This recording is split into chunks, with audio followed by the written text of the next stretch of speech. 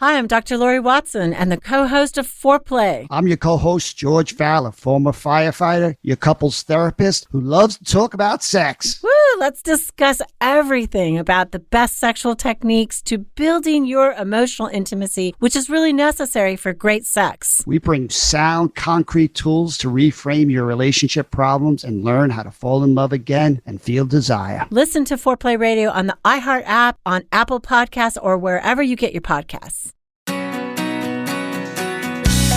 Hey everybody, thanks for tuning in to Marriage Therapy Radio. I'm Zach. I'm here with Laura.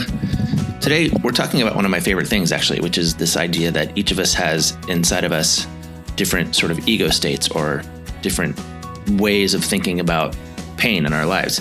And we're geeking out on one of my favorite couples therapists. His name is Terry Real. Laura's finally getting on the bus. It's a cool conversation. Stick around. Hey, I started reading a new book. I've been kind of dorking out. I think I told you this earlier, that I have a few people that I'm dorking out about. And I just started this new book, and I really like the premise of it. It's called Magnificent Sex, which just grabs, I want to, again, take this on vacation and read it by the pool and get the looks that I get when I read my professional development books by the pool. Yeah, but it's Lessons from Extraordinary Lovers, which I really love, and it's by Klein Platz. And is that true? Is it really by Klein Platz? Am I making that up? I should probably know who the author is before I start telling you. Yeah, it's by Peggy Klein Platz. But here's the deal that I really like. It's sort of like qualitative information where they're interviewing people who are saying, yes, indeed, I'm having magnificent, amazing sex. And they're pulling the themes out and they're interviewing these people. And then they're saying, all right, so what are the themes? What do we see here that's going on with people who are identifying that they're having kind of like light socket sex? And one thing that I really liked is they specifically interviewed LGBTQA plus individuals because they have had to LGBTQA. They're added an A now? Yep. Plus. A plus? Uh-huh. And I might be missing a letter or two. I actually don't know. I'm assuming that the A is asexual at the end, which is why I had said I'm kind of intrigued by this so I'm going to put this out there. If we have any listeners who are professionals who specialize in working with individuals who identify as asexual, if you yourself kind of consider yourself, either asexual and kind of an expert on the topic, I want to talk to you. I'm so curious about that. Had somebody ask me, send a question in specific to what do you do when you're in a relationship, like a marriage, and one of you identifies as asexual? I want to know more, and I want to utilize our audience and see if we have anybody out there that says, yep, I indeed am an expert. Okay. Anyway, going back to Magnificent Sex, they specifically interviewed LGBTQA plus individuals because they are out of the sort of vanilla spectrum and have had to really intentionally look beyond the boundaries of what societal norms are when it comes to sex and sexuality and expand beyond. And with that comes greater conversation, greater trust. It's interesting because in the book, she mentioned something that you talk about a lot, which is with BDSM, needing to have a lot of conversation, like clear communication, clear boundaries, clear trust. And that's really important in relationships and having magnificent sex. But I just wanted to share that I'm really enjoying this book. I'm dorking out on it. And I've just now taken up all of your time talking about my latest obsession. That's fine. Yeah. I'm not really dorking out on anything. Are you reading right now? Are you reading anything? I know that you're a reader. I start lots of books. In fact, I start lots of things. I'm having a hard time concentrating these days, but that's unrelated to whether or not I'm dorking out on stuff. I'm not really reading. I did get a new book that I'm excited about, but Abby stole it because she wanted to use it for her psych project that she has due before the end of fake school. Fake school. Oh boy. Oh boy. My son right now is, he's working through a Kumon. You know what Kumon is? Does that ring a bell at Yeah. all? Okay. He's working through Yeah. a Kumon grade 3 math workbook right now. And the kid is not even Nice. in kindergarten yet. I have to send you this video because to watch my preschooler walk me through how to do like, I don't know, 3 or 4 number subtraction problems, like subtracting 1,500 from 3,300 or something like that. Watching him Yeah. carry the one and then explain to me like, and then I have to do this. It's just, man, my heart swells. I'm like, you are such a dork. You are a dorky little boy, and I love you to pieces. Meanwhile, this is what I get from my kid. There are 7 girls on a bus. Each girl has 7 backpacks. Each backpack has 7 big cats. Each big cat has 7 little cats. How many legs are on the bus? Does she send that to you? Yeah. Did you work through it? Did you figure out I how did. many? Okay, hold on. Listeners, don't tell the answer. Listeners, send us your answers. Send us your answers. I'm curious. Sure. All right. There are 7 girls on a bus. Each girl has 7 backpacks. In each backpack, there are 7 big cats. Each big cat comes with 7 little cats. How many legs are on the bus? So it sounds like you have 7 girls, 7 cats, 7 big cats, 7 little cats, right? So Mary sends us this text and says, hey, family, we have a family one. She's like, do this riddle. And Rebecca goes, no, too many cats. Yeah. We're not a pet.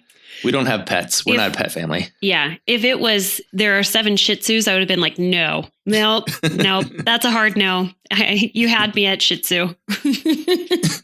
Okay. Here's what I want to talk about because I am dorking out about something else. It's not a book I'm reading. It is the 4th time I have listened to Fierce Intimacy.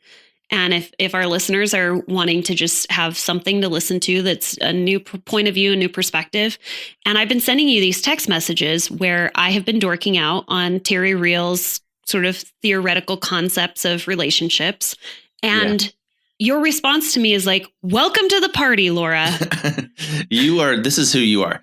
You are Rebecca in this way. I'm like, hey, Reb, we should totally watch this movie. And she's like, no, that movie looks terrible. And then like 2 years later, she comes back and says, my friends told me I should watch this movie. And I watched it 8 times. And I watched it. And I'm like, you dirty rat. No. Yeah. So I've been geeking out on Terry Real, or I've been familiar with Terry Real for probably 25 years, maybe 20 years. Yeah. So he came on the scene in the late 90s when he wrote a book called Men, Depression. No, hold on. He wrote a book called I Don't Want to Talk About It. Yes. Which was the first kind of book about male depression, which at the time in psychological circles, depression was seen as kind of a weakness or like a woman's disease. Mm-hmm. And so he kind of broke the ground there. And then a couple years later, he wrote a book called How Do I Get Through to You? How can I get through to you? Which was basically written for the wives of the men that bought the first book. Mm-hmm. And so at a time when I was becoming familiar with my own depression, and then also Rebecca was needing to, like, he was a big sort of resource for us. And the work that he did thrust him into sort of a couples spectrum. Like he's much more of a couples therapist now than he is an individual therapist. And he has been pioneering kind of this methodology for, I'm going to say, I don't know, it's called relational life therapy. It's probably got 15 years or so of like real energy around it. And you can get certified in RLT, and I think I'm not going to get certified, but I've finished 1, 2, and 3. Wow. So you really can dork out on this. I can, and I like him a lot because, as you've noted, one of your texts you said it's basically the same stuff as John Gottman, but said a different way. Yeah, I feel like what John does really well is sort of math and science, and what Terry does really well is like literature and art. And if you're fluent in both, you can keep the core sort of themes. Right. And then dance around quite a bit based on whoever you're talking to. Yeah. So. Well, the one thing that I think has been really helpful in the conversation I've been having with couples a lot lately, and if you are one of my couples, you're going to say, yep, Laura totally talked to me about this. I have been introducing this idea of what what Terry Real talks about as like the adaptive child. And I'm going to explain it in the words that I understand it. And I would love to hear you sort of explain it, since you've gone further with this training and you've been just your years down the road, very, very far down your gray, wise years. You're just so much older. You're so much and older closer and wiser. to death. Yeah. But the adaptive child is what I think of as it's like the very first, it's that instinctual response that we go into when we go into fight, flight, or fix, is what he kind of talks about. So we have our sort of logical brain, the prefrontal cortex, which is going to be more of the second consciousness that he talks about, which I kind of describe as like the adult you. It's the adult human you that is able to show up in relationship. Is that accurate? Okay, cool. Do you want me to like wait for you, or do you want me to? No, I want you to dive in. Please interrupt me. Okay. Yeah. So, the adapted child is exactly what you're describing, but it's one of 3 ego states that he talks about. And the adapted child is the strategy that we use to respond to the wounded child. And the wounded child is the one of us that is like raw, emotional, reactive. It's the one that rages. It's the one that, doesn't think logically. And all of us learned strategies probably around 13, 14, 15 to protect ourselves from the wounded child. Can I ask you a question? Is the wounded child what John and Julie Gottman talk about as like the enduring vulnerability that we have? Pretty much. Okay. Pretty much. All right. So here's what we're doing. We're It's- just using like different language to describe basically the same thing. Yeah, but this is also, like you said, nothing new under the sun. I mean, Freud started this, right, with kind of id, ego, superego. Or he didn't really start it, but he kind of pioneered at least kind of the 3 ego state mentality.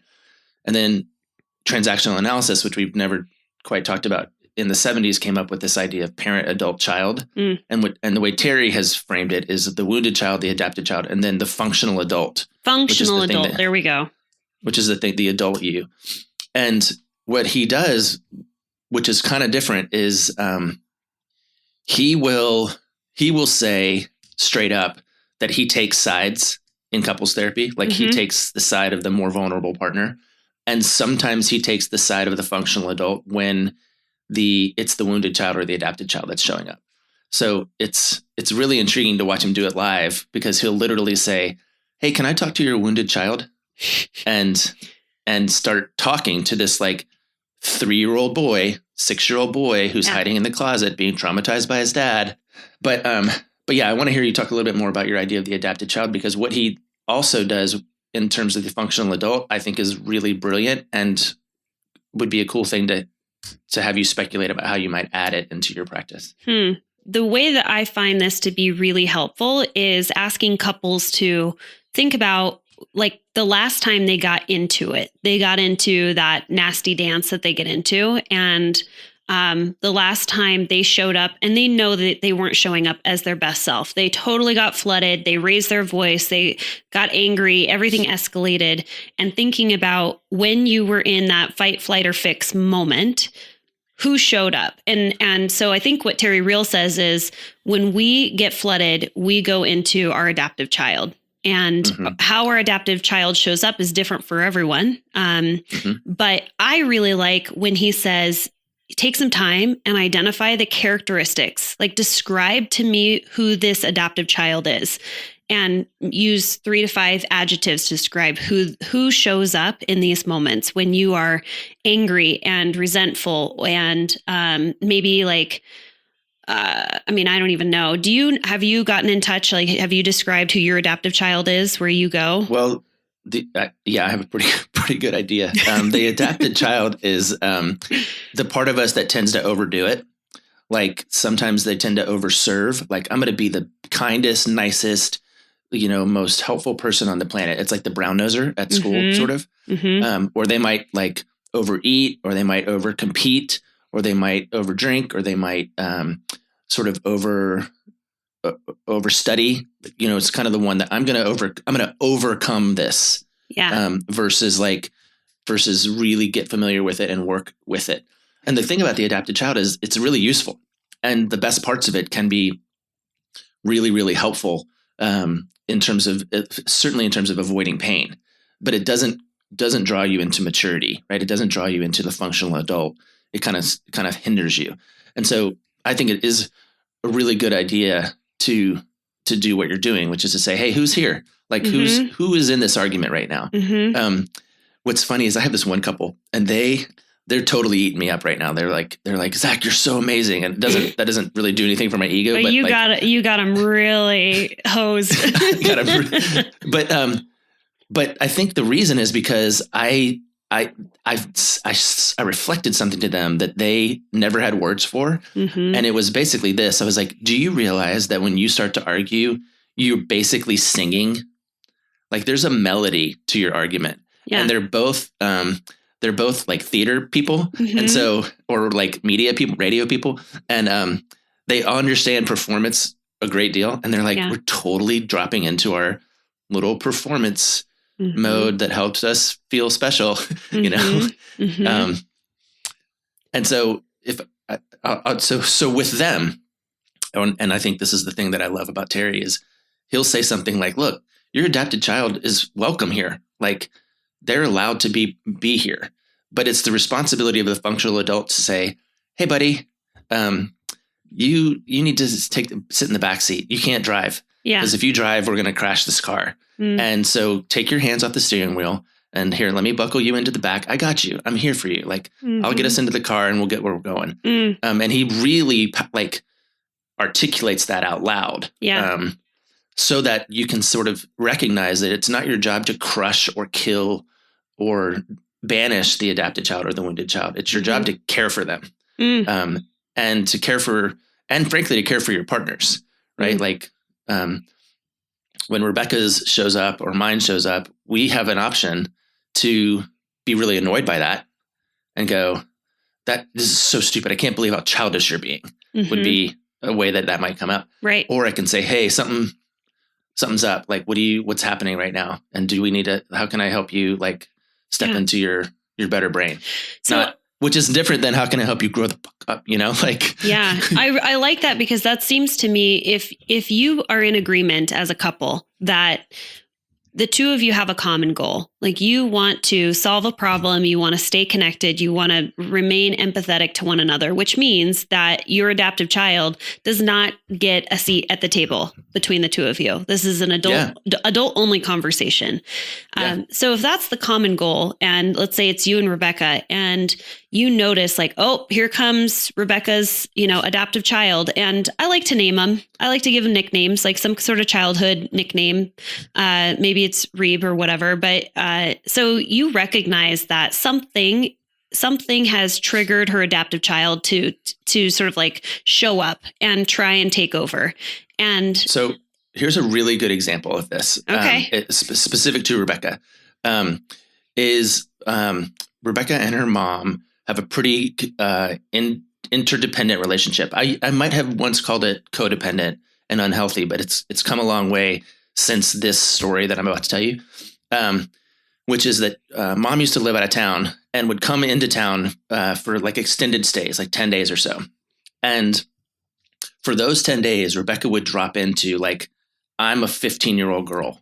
Right. And would totally become a pleaser and kind of manic. And, everything I did was problematic because I didn't like her mom. And, the kids were sort of not a priority because she was being a daughter, not being a mom. And so that became very, very annoying to me. And I would get really upset about it. And it would ruin our 10 days and probably the week after until we finally named it and said, oh, when she comes into town, you drop into this space. You don't have the tools to come out of it at the moment because we were in our early, late 20s, probably, or early 30s. And finally I was just like, cool. So now we know when mom comes, I just don't care about anything you say or do. I take care of the kids. We don't argue. And when she leaves, we let the balance come back. Okay. Can I ask you a question about this? Yeah. Is the reason that Rebecca drops into her adoptive child because there is a something is happening, like her wounded child, there's a wounded child in there. And so the adaptive child is saying, oh, okay, so you're experiencing this discomfort, this pain, this whatever it might be. And here's how the adaptive child is going to go ahead and manage you. So it's like you have a wounded child that's alone in the closet. The adaptive child comes in and is like, oh, I know how to help make you feel better. Here's what we're going to do. We're going to go and busy ourselves, and we're going to completely disengage from the family. And we're going to go spend just copious amounts of time at the neighbor's kid's house. And so the adaptive child has learned to completely disengage from interaction with people who they love in order to avoid pain. So that's the adaptive child. Is that accurate? Yeah, pretty much. Okay. And so in some ways, my chosen strategy to sort of disengage is the adaptive child, but it was done in conversation between two functional adults, Rebecca and I, going, hey, this kind of happens. Seems like it happens with some regularity. We know that it could create a lot of tension for us. How about we just choose this instead, rather than, and let me say one more time, in the last 10 or 15 years, Rebecca and her mom and me have all come a very long way. Like, this is not strategy that we currently are experiencing a lot, but but at that time we didn't have the emotional intelligence or the maturity to do the like sort of core muscle work of healthy differentiation and you know setting clear boundaries and blah blah blah blah blah. Incidentally, that's another big part of Terry's philosophy, is this idea of basically he's got this one model that has shame on one axis and sort of boundaries on another axis. And you know, the goal is to kind of stay right in the crosshairs. Right. But on the boundary side, there's either I have very, very walled up boundaries that no one is going to penetrate, or I'm like Swiss cheese, which means I'll give you anything you want. And so Rebecca and I were probably on opposite ends of that boundary line. Where you were walled off and she was Swiss cheese. And until we both kind of came into the middle. And that's kind of where we live now, which is healthy for us, healthier for us. Yeah. I do want to address something, because I know a lot of our listeners, you know, what's really cool. I'm learning more and more that there are husband and wife teams and wife teams and husband teams that are listening to our podcast together. Like, they are using this as a tool in their relationship, which is so cool. But I know that the vast majority of you, it's one person that is listening to the podcast that is entertained or maybe doing some personal growth or wants to work on their marriage, but they're doing it by themselves. And the part that I really like that's helpful is if you're doing this by yourself, getting really clear on your adaptive child and getting really clear on when you need to step into your functional adult and understanding that. But the thing I love about Terry Real is he says, look, like you get to be your adaptive child. You can absolutely show up as your adaptive child, but you don't get to both show up as your adaptive child. And that one kind of blew my mind, because if you're working on this alone, you're listening to this podcast and you're thinking, okay, I got this. I can choose in these moments my functional adult. I can choose to cool off and enter into conversation, but I don't have control over my partner. And if my partner is showing up in their adaptive child, that means that I don't have a choice of whether or not I get to be in my adaptive child. I have to choose the functional adult in that moment, because only one of us gets to be in their adaptive child at one time. And I really liked that, because you can de-escalate a situation if you are in your functional adult and your partner is showing up and they are completely flooded and they are completely reactional. And I like that. I think that gives me a sense of power in the relationship, knowing that I have a choice and I have the ability to just, I guess, cool the conversation or repair when my partner is not in that moment. Yeah. And, you know, I feel like I'm just drawing on experience, and this happens to be one thing that happened yesterday that was going to make me look good and Rebecca look bad, but that's just circumstance. But yesterday the kids were driving her crazy. I was out here in the office working. I went inside to say something. I kind of flitted in and flitted out for, 10 minutes or so. And on the way out the door, she said something that was just really mean. And I knew exactly what was happening, which is she was overwhelmed by the kids and disappointed and stressed out about, the current state of the world and blah, blah, blah, blah, blah. And I just came down and I just sat here at my desk and I typed her and I go, look, I get that you're upset and that you're, that lots going on, and I'm sorry that I triggered you. But there's really no reason for you to talk to me like that. Like, or rather, Wow, I think good boundaries. exactly what I said was, I understand that you're upset and frustrated. And then when that happens, you go to meanness, because she does. That's what her Enneagram 2 does, which is a conversation for another day. But, and I just said, hey, I get it. I know that you go to meanness, but there's really no reason for you to talk to me like that. And, and when I come back in, I'm going to let's just be okay. Yeah. And she was like, totally. I was about to apologize anyway. But I think that's the functional adult who shows up and says, I understand what's happening now. Yeah. I think this is important. I think we ought to talk about it, but we have to talk about it like grownups. We can't do it like this, you know? Yeah. I don't talk a lot about parenting your partner, but I talk a lot of the difference between a lover and a mother. And your partner does not want you to be their mother as much as they want you to do their laundry and pick up after them and remind them that they have a doctor's appointment. They don't want you as a mother. They want you as a lover. It is the easiest way to infuriate me is to parent me. Yeah. Believe me, I've done that many a times, and I'm sure I have infuriated you by mothering you. Yeah, and so have my kids. Like when my kids parent me, it's the easiest way. We all have all the ego states. Even Holden has a functional adult in there. Like there's a functional adult inside a 5-year-old too. Yeah. And it's just it's the responsibility of, well, I don't want to go to parenting, but like, let's get to know him. Let's let him get to know him. You know, that's what I'm doing with my 17-year-old and my 13-year-old, which might be even harder than a 5-year-old, but I'm not there yet. I don't want to think about my son as being, sort of like a parent, or he's just my little baby. You have to see. Okay. But before we came on though, you were talking to me about how he's like working through this math stuff. Like he's really working through it, and that he's not slamming his pencil down. He's not saying, I can't do this. Right. He's just like muscling through this. No, 100%. He gets frustrated. We're working on, are you familiar with Carol Dweck's?